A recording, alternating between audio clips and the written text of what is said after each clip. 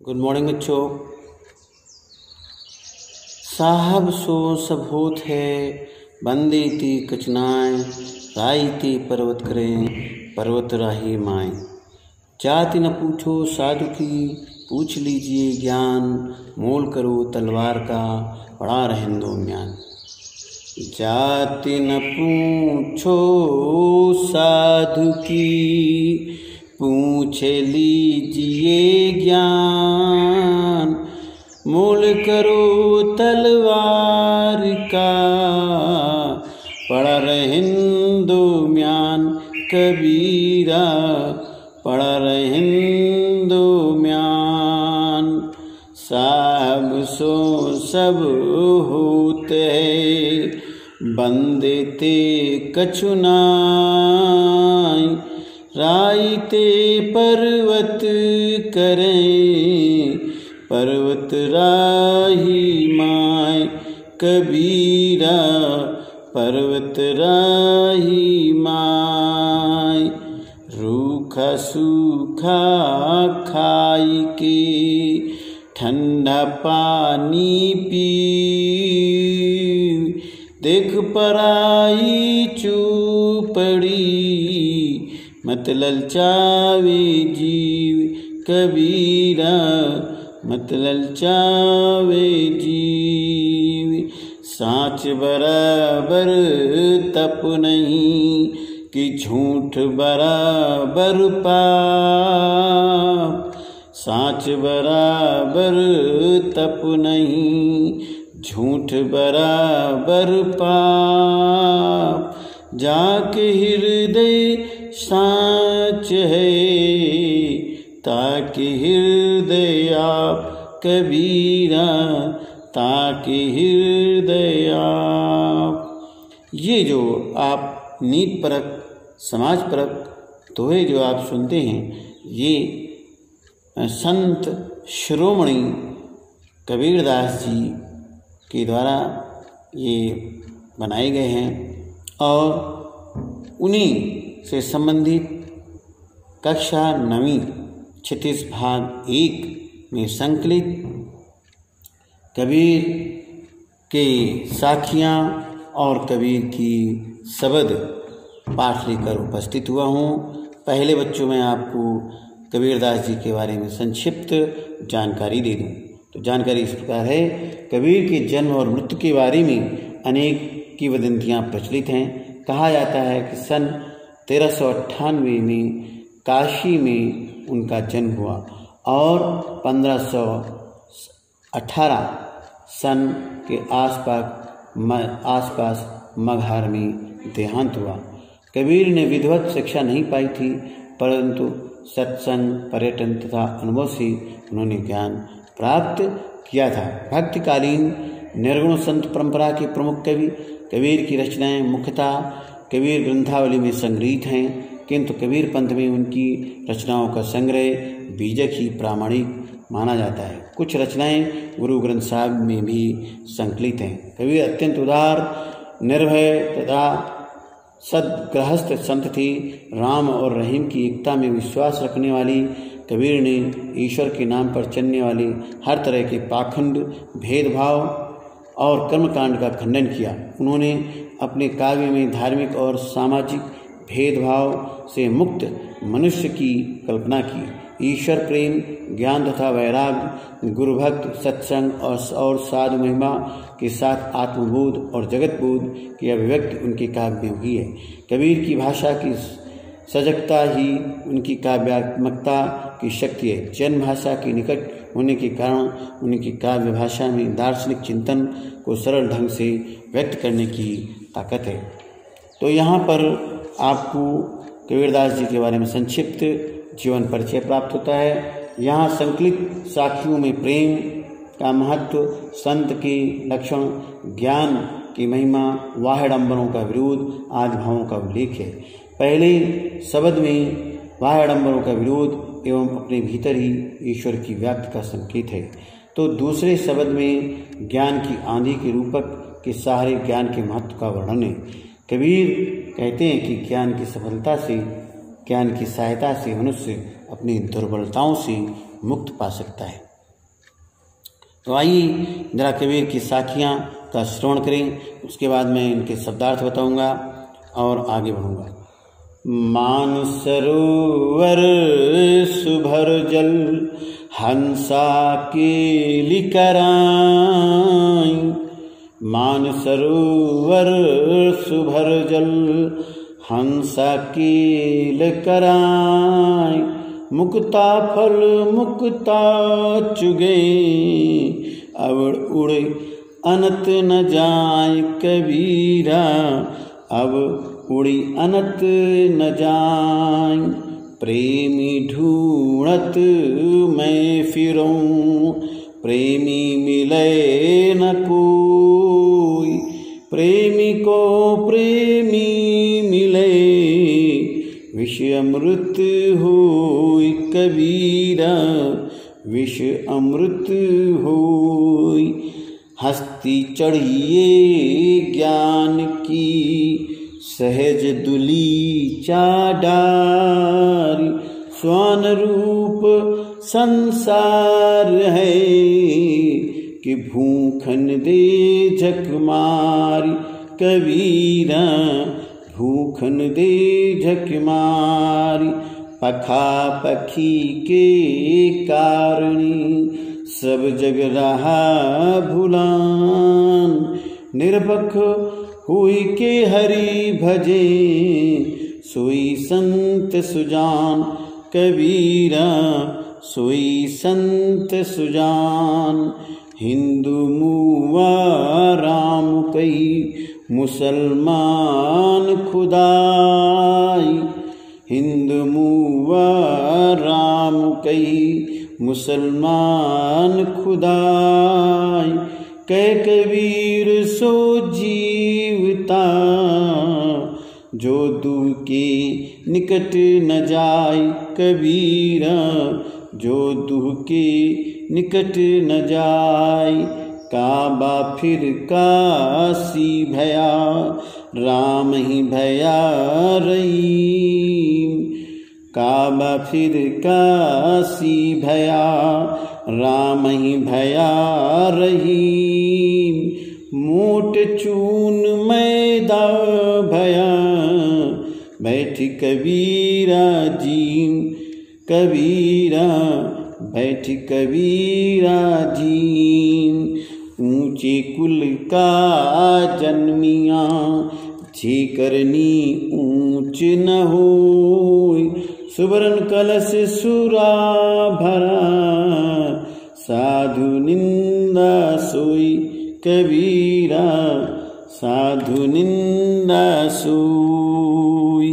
ये कबीर की साखियाँ, साखियाँ का अर्थ है कि सच्ची बातें, साखी का मतलब है सच्ची बातें जो समाज के हित के लिए और मनुष्य के लिए और समस्त प्राणी जगत के लिए जो उच्चतम कोटि की बातें हैं वो कही गई हैं कि मनुष्य को कैसे रहना चाहिए समाज के अंदर, और समाज में निरंतर संत शिरोमणि कबीरदास जी जैसी संत महात्माओं की उपस्थिति होती रही है, जिनके की मार्ग निर्देशन में हम सभी का जीवन सुरक्षित रहता है, हम लोगों का रिफॉर्मेशन निरंतर होता रहता है।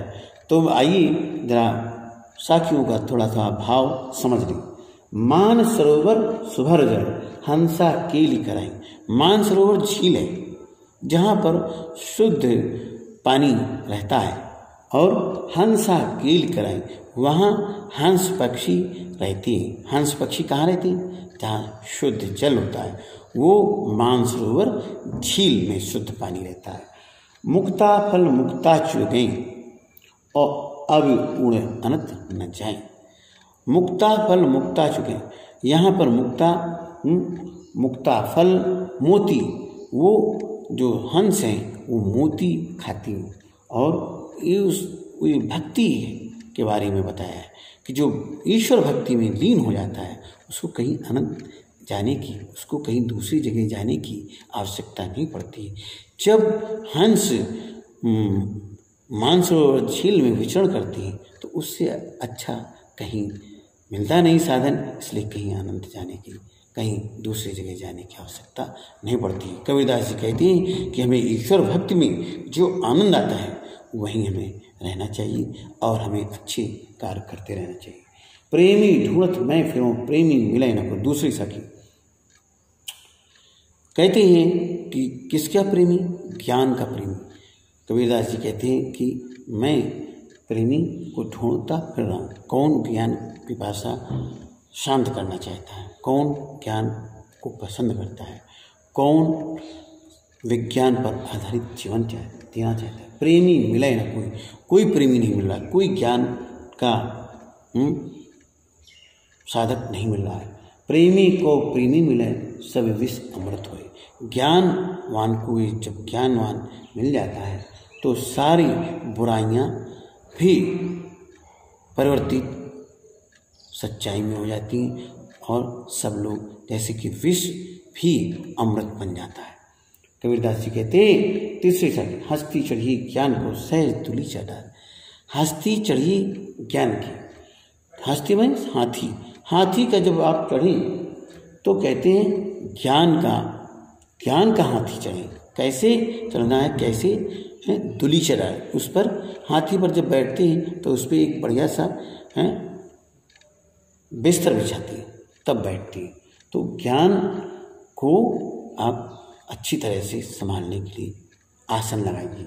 स्वान रूप संसार है, भूकन तेज छक मारे। ये कुत्ते जैसा है, स्वान का अर्थ है कुत्ता। ये संसार कुत्ते जैसा है। आप अच्छा करो तो कहेंगे, बुरा कहो तो कहेंगे। ये भौंकने वाला प्राणी है।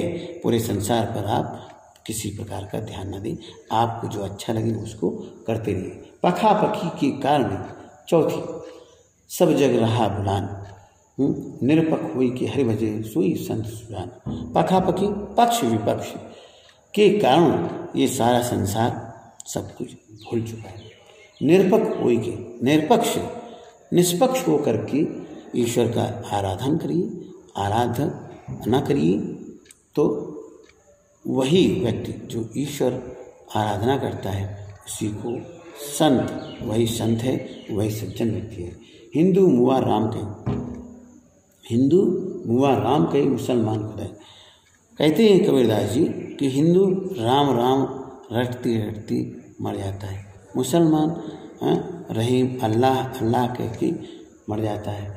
और कहती कहे कबीर सो जीवता जो दो के निकट न जाए। कबीरदास जी कहते हैं कि हमें इनसे, मंदिर और मस्जिद से कोई वास्ता नहीं रखना चाहिए।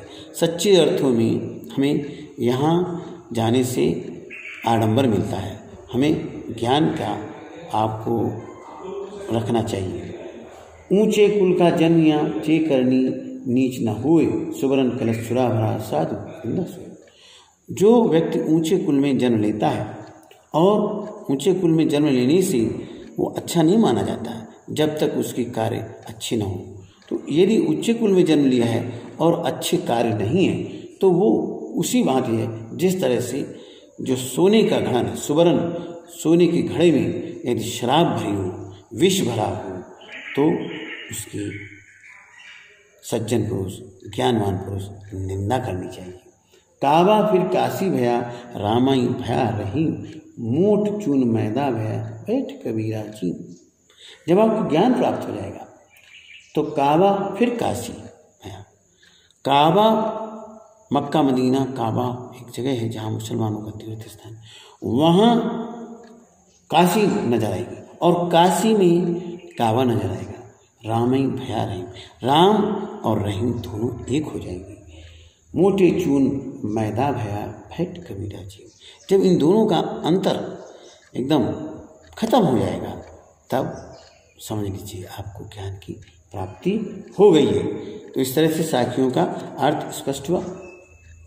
दो, अभी इन्हीं साखियों से प्रश्न कर लीजिए, मानसरोवर से कवि का क्या आशय है? मानसरोवर से कवि का क्या आशय है? मानसरोवर ज्ञान का सागर, मानसरोवर झील शुद्ध जल की भरी है, वहाँ हमेशा शुद्ध रहता जल, इसलिए वहाँ हंस का विचरण होता है, हंस रहते वहाँ। तो जहाँ शुद्ध ज्ञान होगा वहाँ उच्च कोटि के व्यक्तित्व वाले मनुष्य रहते हैं। कवि ने सच्चे प्रेमी की क्या कसौटी बताई है। तीसरे दोहे में कवि ने किस प्रकार की ज्ञान को महत्व दिया है। इस संसार में सच्चा संत कौन कहलाता है। अंतिम दोहों के माध्यम से कबीर ने किस तरह की संकीर्णताओं की ओर संकेत किया है। किसी भी व्यक्ति की पहचान उसके कुल से होती है या उसके कर्मों से। तर्क सहित उत्तर दीजिए। Activity number 1। एक्टिविटी नंबर 2, काव्य सौंदर्य स्पष्ट कीजिए।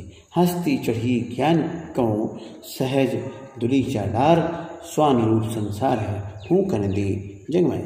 एक्टिविटी नंबर 2, भाव स्पष्ट कीजिए। हित चित्त की द्वे थुनी गिरानी, मोह बलिंदा टूटा। यही इसका भाव स्पष्ट करें। भाव स्पष्ट कर सकते हैं क्या। जाति न पूछो साधु की पूछ लीजिए ज्ञान, मोल करो तलवार का पड़ा रहने दो म्यान। Activity number 3।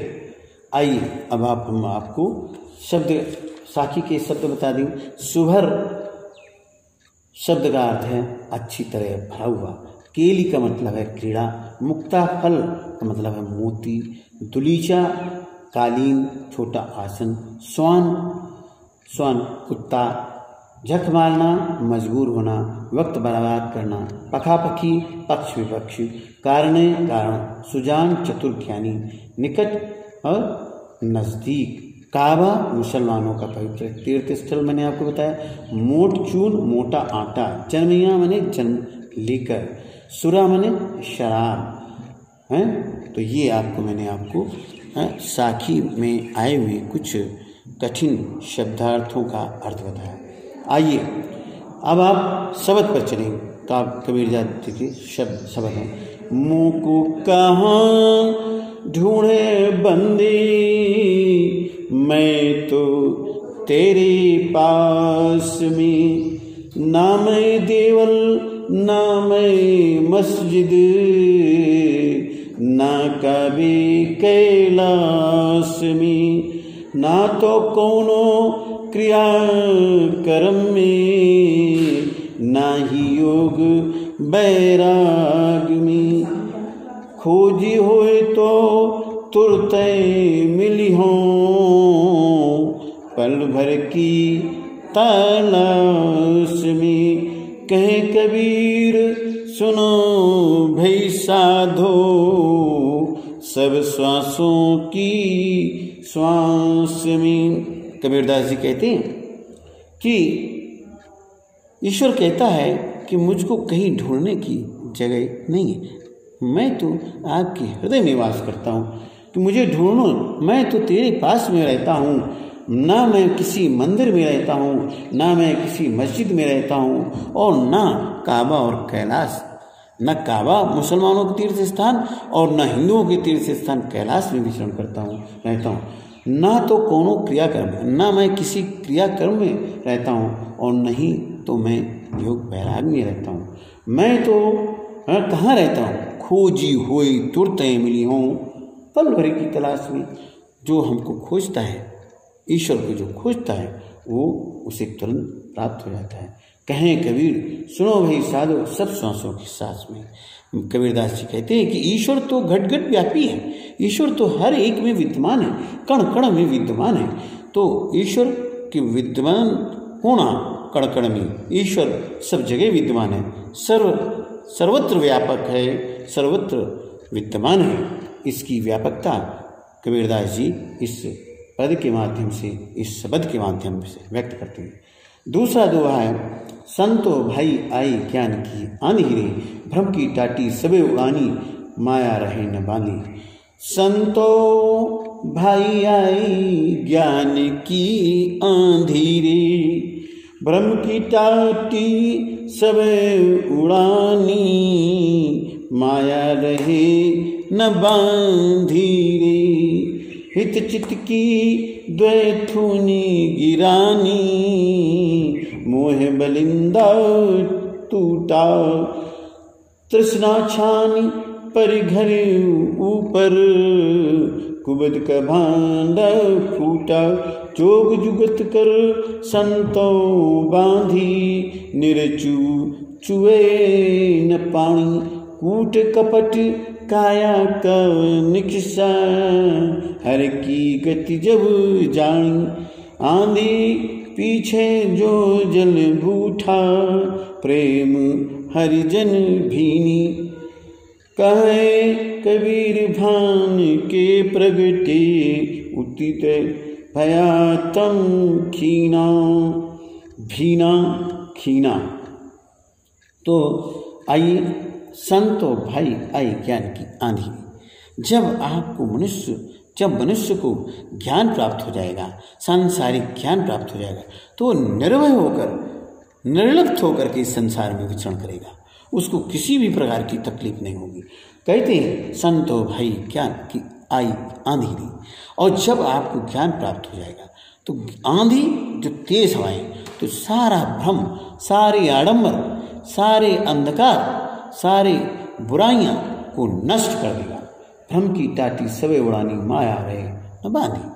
है कुछ भी नहीं शेष रहेगा, आपका अंधकार, आपका अज्ञानता सब उड़ जाएगा। हित चित्त की द्वय थुनी गिरानी, मोह बलिंदा टूटा। और हित और चित्त जो सांसारिक संलिप्तता है, आसक्त है, जो मनुष्य संसार में आसक्त होते, सभी मनुष्य सभी प्राणी आसक्त होते। जब आसक्त टूटेगा, संसार से आसक्त टूटेगा, हटेगा, तो आपको स्पष्ट दिखाई देने लगेगा। ज्ञान के माध्यम से ईश्वर के स्पष्ट दर्शन होने लगे। तृष्णा छान पर घर ऊपर, एक प्रकार का घर के बारे में वर्णन किया है कि घर कैसा है, छपरा कैसा है, दो थूनी पर छपरा खड़ा है, और इस पर क्या है, तृष्णा और छान पर घर ऊपर। तृष्णा शरीर पर व्याप्त है, कुबुद्ध का भांडा फूटा, और कुबुद्धि जो होती है शरीर में व्याप्त होती है। ये कुबुद्धि, तृष्णा, आडंबर सारा नष्ट हो गया। जोग जुगत कर संतो बांधी, निर्चु चुए न पानी। योग साधना में जुगत कर, प्रयोग कर, साधन करके, किसका साधन करना, योग साधना, ज्ञान की साधना करना है। तो क्या हो जाएगा, जब आपको ज्ञान प्राप्त हो जाएगा और तब इस तरह के मकान बनाएंगे, तो आपको निर्चु चुए न पानी, इसमें किसी भी प्रकार की फिर आपकी तकलीफें नहीं आएंगी। इसलिए मनुष्य को आप ज्ञान से परिपूरित करना चाहिए। कूट कपट काया का निक्सा, हर की गति जब जाने। और कूड़ा अंदर जो व्याप्त है, कपट, छल कपट, दंभ, ये जो कूड़ा करकट भरा है, ये इस शरीर से निकल जाएगा। हर की गति जब जाने, जब ईश्वर के बारे में जानेंगे, जब ईश्वर आत्मा के बारे में जानेंगे, तो सारी चीज़ नष्ट हो जाएगी। आंधी पीछे जो जल लूटा, प्रेम हर जन भीना। और आंधी जब आती है तो उसके पीछे जल भी आता है। जब अंधकार मिट जाएगा, जब सामाजिक बुराइयां समाप्त हो जाएंगी, जब अज्ञानता समाप्त हो जाएगा, तब ज्ञान की बारिश होगी। और उस ज्ञान की बारिश में जब आप भीगेंगे तो आप प्रभु को जानेंगे, ईश्वर को जानेंगे। कहे कबीर भान के प्रगटे उदित भया तम खीना। और जब ये आपके अंदर ज्ञान प्रकट हो जाएगा, तब आपके अंदर ईश्वर प्रकट हो जाएगा, ईश्वर के आप निकट हो जाएंगे। तो आप थोड़ा शब्दार्थ जान लीजिए। टाटी, टट्टी, पर्दे के लिए लगाए हुए बांस आदि की फट्टियों का पल्ला। थूनी, स्तंभ टेक। बलिंदा, छप्पर की मजबूत मोटी लकड़ी। छान, छप्पर। भाड़ा फूटा, भेद खुला। निर्चु माने थोड़ा भी। चूहे माने चूता है, रिश्ता है। बूठा माने बरसा। खीना मतलब क्षीण हुआ। तो आप देख लीजिए, इनसे प्रश्न ले लीजिए। मनुष्य ईश्वर को कहाँ कहाँ ढूंढता फिरता है, आप लिखिए। कबीर ने ईश्वर प्राप्त के लिए किन किन प्रचलित विश्वासों को खंडन किया है। कबीर ने ईश्वर को सब श्वासों की श्वास में क्यों कहा है। कबीर ने ज्ञान के आगमन की तुलना सामान्य हवा से न कर आंधी से क्यों की है। ज्ञान की आंधी का भक्त के जीवन पर क्या प्रभाव पड़ता है। अब आप एक्टिविटी नंबर 1, संकलित साक्ष्यों और पदों के आधार पर कबीर की धार्मिक और सांप्रदायिक सद्भाव संबंधी विचारों पर प्रकाश डालिए। भाषा अध्ययन। पखापखी अनंत योग जुगत वैराग निरपक शब्दों में तत्सम रूप लिखिए। कबीर की साखियों को याद कर कक्षा में अंताक्षरी का आयोजन कीजिए। Activity number 2। और ये NCERT द्वारा कबीर पर निर्मित फिल्म बनाई गई है, उसको देखें। Activity number 3। थैंक यू बच्चों, बीइंग विद मी। आपने कबीरदास जी के बारे में आज अध्ययन किया, बहुत बहुत धन्यवाद, बहुत बहुत धन्यवाद। मैं डॉक्टर संतोषीलाल कंवल 9th कक्षा की क्षितिज भाग 2 में क्षितिज भाग 1 में संकलित कबीर की साखियाँ और पद लेकर उपस्थित हुआ था। और तब तक के लिए good bye, thank you very much, being with me. और आप चैनल सब्सक्राइब करें, संतोषीलाल कमल के नाम से यूट्यूब चैनल है, आप कभी भी ये पद देख सकते हैं। Thank you very much, being with me. Stay safe, stay at your home, stay safe. Thank you.